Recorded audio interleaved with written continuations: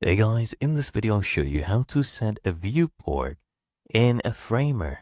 So basically what this means is to define how your design scales and displays on different screen sizes. For example, this one is desktop, this one is for tablet, and this one I created for the phone.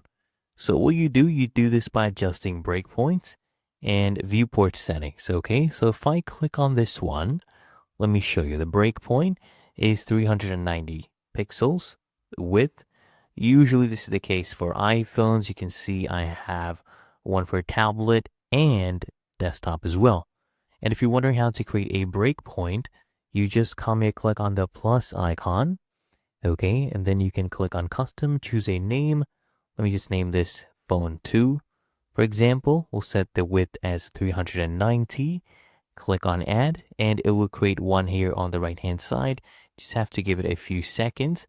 Till then, I will show you how to go ahead and use, okay, there we go. This came up.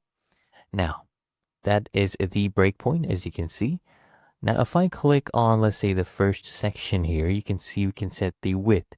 So if I change this, for example, to 1.5, so this will change the viewport. Okay, look at this. So this is what it would look like. This is not ideal, so I like to keep it at 1 and I leave it at fill, right? So whatever their screen size is, it would fill that up with the width, right?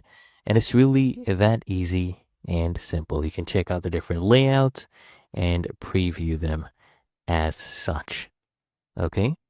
And there you go. This is what it would look like. It's really that easy.